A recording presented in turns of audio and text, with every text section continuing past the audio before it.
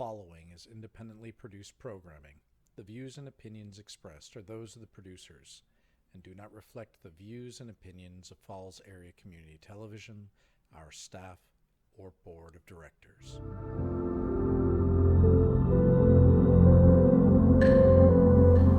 Well, hello everybody. I'm Susan McNeil, and I am here today with a wonderful program that you are getting to see the debut episode of. I'm the office administrator at the Keen Unitarian Universalist Church and a member of our communications committee, and I'm very excited to share with all of you that this is our 200th year. Hard to believe, but the beautiful stone church at 69 Washington Street is 200 years old. And so we want to celebrate that. We want to share our stories with all of you, and we're kicking it off today with a little bit of a holiday version as well as some background for the history of the church, which is so rich in many ways, and we'll get into that in the coming months. We're calling our series 200 Years of Belonging to each other and belonging here in the city of Keene. So we're very excited again to say hello to you and welcome you to this program. We have this gorgeous backdrop behind us that was designed by these great folks at Fact TV. Always so pleased to be able to work with them. And I hope that you all are enjoying the programming that they provide to the city.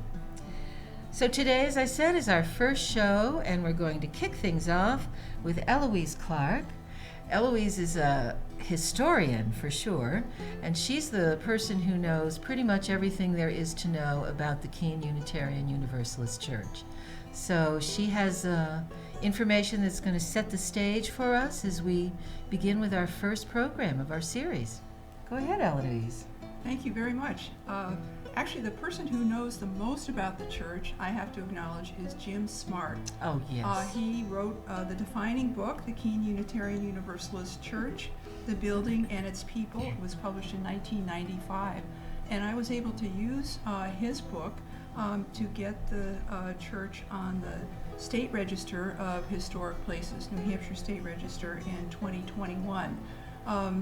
And from there, I was able to get a grant to have a building assessment, and from the building assessment, I was able to then work on getting national designation for the building. So it's now on the National Register of Historic Places as of September of 2024. It's a huge accomplishment. And it really is thanks to Jim. I mean, he really Yes. laid the groundwork and made my job so much easier for that to happen.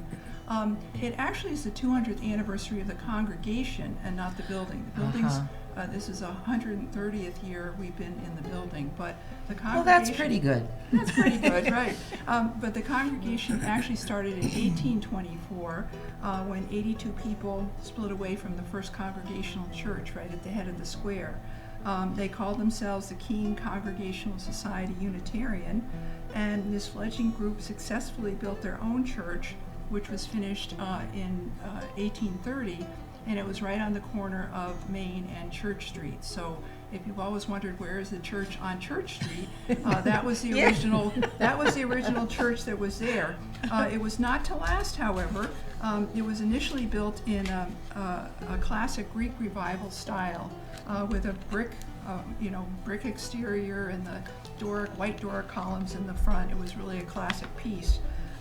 And they also bought, I think, one of the first Revere bells in town, too, a 1,500-pound one from the Revere workshop.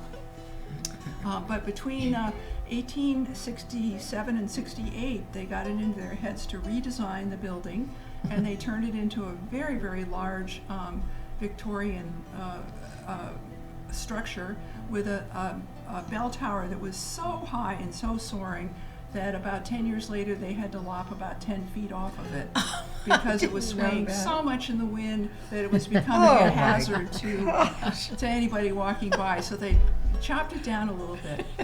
But it's quite an imposing structure. I guess it really dominated Main Street.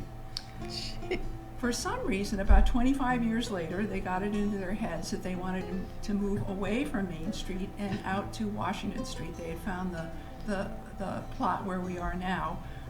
And so they by congregational vote, they decided to do the move, and this beautiful Victorian church was demolished. Totally demolished. Well, Unitarians are free thinkers, right? They really are, right? They hired a leading architect of the day. His name was Edwin James Lewis, Jr., of Roxbury, Massachusetts, and he was hired as the new architect. He was a staunch Unitarian. He designed more than 35 Unitarian churches. Whoa. A lot of different ones. He also did private homes, apartment buildings, other public buildings like schools. But in all, about 7 of his buildings have been added to the National Register of Historic Places. So this speaks to really his exceptional vision and skill as an architect. He completed the plans for our building in April of 1894, and very shortly that same month, the men set to work. And he designed it in kind of combining styles, which was what he did a lot of. One was what's called the Gothic style, and if you look at the outside of the building, you see Gothic arches on all the upper story windows, and there's some Gothic arches inside too. And then the building's made out of heavy stone, and it's got buttresses on the outside, and then it's got that amazing bell tower with a kind of, it's called a crenellated, but it's got this kind of up and down zigzag thing that goes around it. And so it was very much in the Gothic style, and yet he added some Tudor elements too. So he was kind of combining styles as he went along. Lewis favored using native materials, and so local Roxbury granite was a choice for the foundation and the exterior walls. The Roxbury Granite Company of Keene was hired with the lowest bid of $19,485 For the whole church? Right, for building the church God. sanctuary, parish hall, and finished interior. The cost did not include plumbing, heating, or inside furnishings, however. Myron T. Cass supervised crews of masons and carpenters who crafted the building. The work began right that April in 1894. The men used a new technology, a steam shovel, to excavate the site and dig the basement hole. And they also had a steam hoisting machine, and derrick was placed in the center to move around the large granite blocks that formed the foundation. They had these 34-inch wide footers along the edges of this massive hole. No poured cement, of course. And next, the masons maneuvered these 24-inch pieces of rectangular granite to form the basement. Went up 8 feet and then another 11 feet up to where the rafters begin, where the roof begins. The rough cut of the granite was deliberately placed on the exterior because he wanted a more rustic look. Granite buttresses on the outside walls strengthened the structure for the support of the roof. And by July 11th, so only 2 months later, the cornerstone was laid. And it's a really exceptionally well-built building. It was planned to be able to hold 600 people. So if you ever have a chance to go into the basement and look at it, it has floor joists set at about 12-inch intervals, as opposed to, now standard is like 16 inches, but they're all crowded together, and they're all in these railroad ties, or railroad rails rather, I-beams that there were. Okay, let's see. By the middle of September, the masons had finished the tower, the carpenters had completed the framing, and the roofers had laid the green Vermont slates on the roof, so they got their slates from Vermont. All the interior wood was of southern yellow pine, so that wasn't quite local, but everything else was. So Eloise, was that 6 months, if I'm keeping up with the timeline? Yeah, we're getting... In just 6 months? Yep, they did with all no that. modern equipment. It's Right, unbelievable. except for their steam shovel. Right. Yes. Right, it's pretty amazing. So by December 11th, then in the fall they finished the interior surfaces with the wainscoting and that type of things, and also the windows were installed. On December 11th, the Revere bell was hoisted into the new belfry, so they saved that from the old church, and now that is part of the UU church.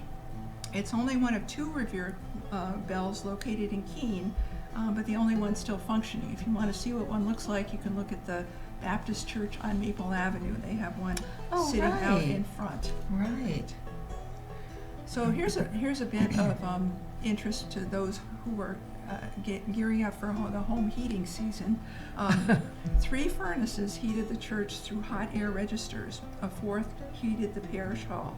They required 1.5 cords of wood or 1,500 pounds of coal to make the church comfortable for Sunday services. So just per Sunday? Per Sunday, right.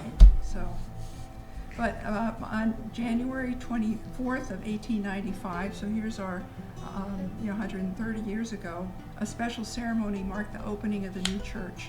Parishioners supplied the chancel table, the chancel chairs, and the pulpit. And then the pews arrived from Paris, France, just in time for the ceremony. From Paris? From Paris, France. Right. So on a train? Well, on a ship first. Oh, right. Well, true. Let's get that right. And then one of the most remarkable pieces inside the church is the Tiffany Truth window, which was installed in 1900. First, the space had a window that kind of matched the one at the other end, but there were some complaints that there was too much light coming in on the Sunday morning. So Mary Boyd Dinsmore, or Miss Mary B, as she liked to be called, spearheaded the effort. It's also called the Founders Window, as it honors the founders of the church, commemorated by a plaque that's beneath the window. The window is one of only 8 truth windows created by the Tiffany Studios, and it supposedly is the figure is of truth and not of Jesus. One located at a UU church in Boston is in a mosaic style. This and the other 6 are in the Favril style, and ours is believed to be the first with a wreath and the truth figure's arm, a circlet of flowers.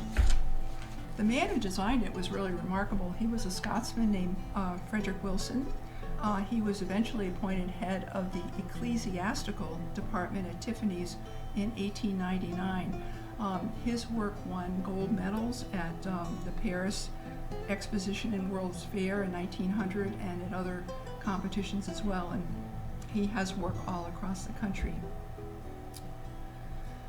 You may have noticed the many plaques. There's many plaques adorning the wall that honor some of the historical figures that we have affiliated with the church.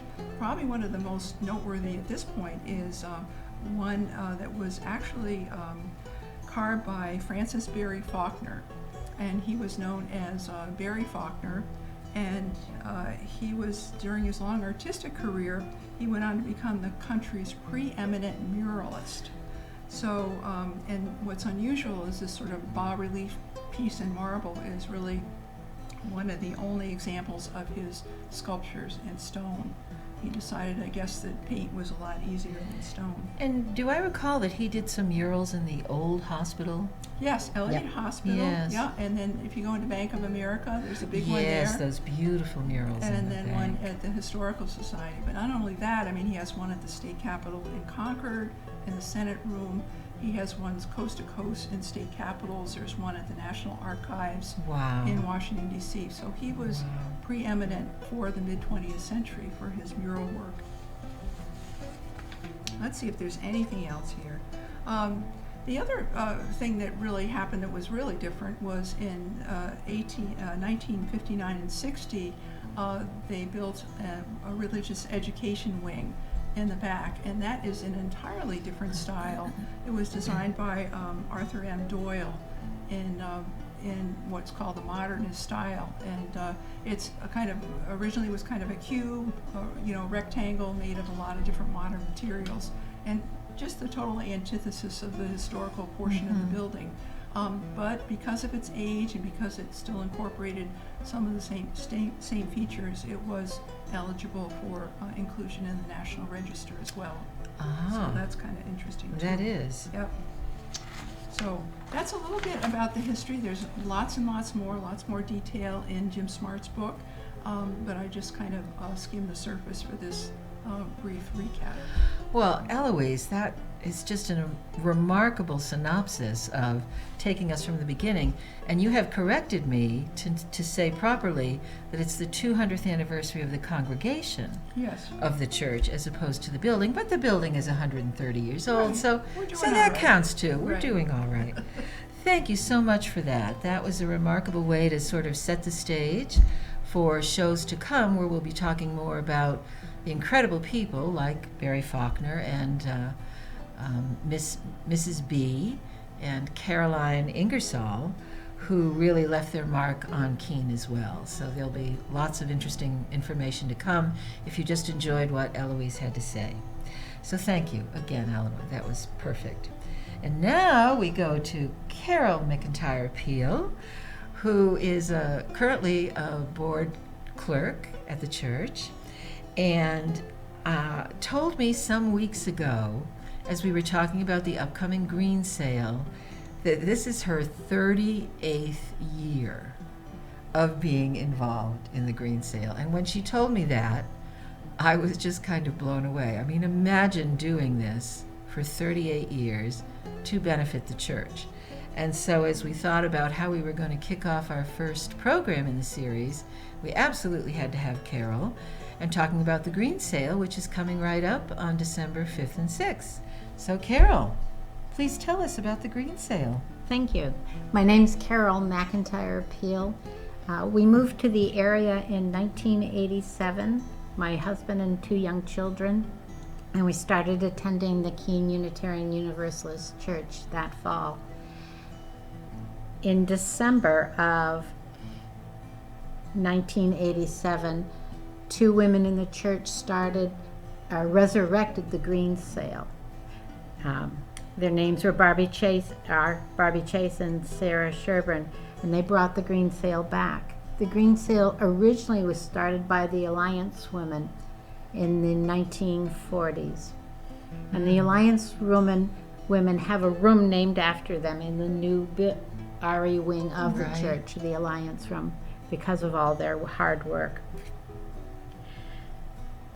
During the 1940s, 50s, and 60s, the women would do a green sale. They would get balsam boughs and make their own wreaths and decorate and sell them.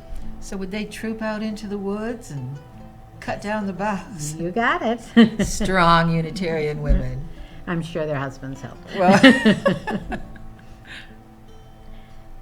they also made traditional New England berry bowls to go to sell with their craft items and baked goods. And because the women of the church were so involved in the green sale, their husbands started a luncheon, making soup and stews, serving it, cleaning up for it, and they did it for a sit-down luncheon. And in 1988, Barbara and Sarah were not interested in continuing the green sale. So a green sale committee was formed. Eleanor Smart spearheaded our group, and I agreed to take over the greens and wreaths portion of the green sale. So yes, it is my 38th year. Jerry Fredrickson and Darcy Doyle, 2 other women, with the help of Eloise Watson, founded the Women's Alliance directions or recipe for making the traditional berry bowls.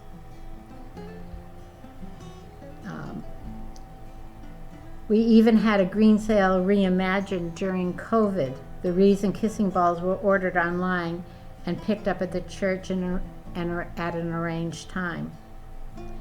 We continue to call it the green sale in honor of the women of the past, the Alliance women. And it's been a pleasure to be involved with this green sale, doing the wreaths for 38 years. Oh, this will be my 38th year.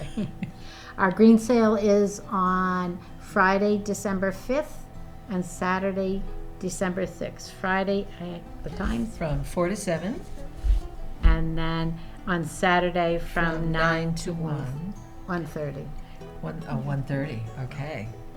And there'll be baked goods Oh, that people can purchase, yeah? at the tables this year, we have we have the green sale, which will offer wreaths decorated and plain, as well as kissing balls and swags or boughs of different greens. We'll have the the traditional berry bowls. We have a crafts table with homemade crafts. We're bringing back the booked table, or the book nook, which is asking for used but not worn books, and they'll be for sale. As well as we'll have a holiday attic treasures table. So there's something for everyone, and the berry bowls, to me, are especially important because you don't see berry bowls. You know, and the fact that they have been part of the story of the church for so very long, and they're beautiful when you see them if you haven't ever seen them before. It's just kind of a magical world to walk into our parish hall and see everything that there is to be offered for the green sale. And smell. And smell, yes. The smell is always great. Quite delicious. So, again, that's Friday, December 5th from 4 to 7, and Saturday, December 6th from 9 to 1:30. And that's in the parish hall at the church, 69 Washington Street, right here in Keene. If you need an accessible entry, you can simply turn down Taylor Street, where there is a ramp so that you can easily come into the building. So, let's see. I think that pretty much covers the green sale, right? And we've covered the history, which has given us a great start. So now I would like to close today in thanking both Eloise and Carol so much for kicking off this programming, which I'm very excited about if you can't tell. And I'm going to close with some logistical information. If you've enjoyed today's program and you're curious about the church or just would like some more information, here's some details that you might find important. First of all, our website is www.KUUC.org. And on our website, you can find all kinds of information about what's going on at the church. You can find the link for our online service on Sunday. We offer the opportunity to come in for a 10 a.m. service, or you can connect through the link online and be able to watch the service as it occurs. All of those services are then translated to a YouTube channel. You also will be able to find that link if you'd like to see some previous program that's occurred at the church. Want to give a little shout out here for the treasurer of the Keen Unitarian Universalist Church, John Walter. We are always very happy to welcome people into the church as renters. We have a great facility where people can rent the parish hall for any kind of event, or if you're an outside provider and would like to offer a class. Currently we have Tai Chi that's been going on for many years, twice a week, on Monday mornings and Wednesday nights. And we just offered a grief yoga class, which filled right away and I understand is doing very well. And a little throwback, we also have a Zumba class on Friday night. So if you're looking for something to do on this Friday night, come on down to the parish hall at the church at 5:30 and enjoy a session of Zumba. If you're a musician or some kind of teacher and you need a room in which to work with your students, we also offer that as well. We have a wonderful library that we rent out right now for music lessons to several instructors, and so you're able to take advantage of that too. Why am I telling you all this? Well, I'm the office manager and I'm the person that keeps the calendar, so if you're interested, please email me at office@kuuc.org and I will be sure to work with you around the scheduling of those rooms. Our Christmas Eve service is on December 24th, and if you've not been to a Christmas Eve service at KUUC before, then you're in for a real treat. It's just absolutely beautiful for content, and just to be in our building is pretty spectacular.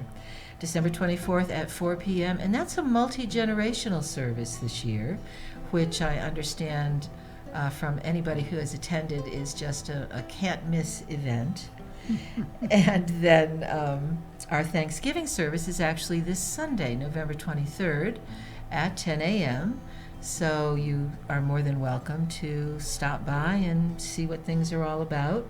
Finally, if you're interested in being kept up on what's going on at KUUC, you are welcome to sign up by emailing me at office@kuuc.org for our weekly newsletter, which goes out on Friday, and our monthly newsletter, which goes out at the beginning of each month, to fill you in on everything that's coming up or that's happening in terms of ways that you might choose to be involved.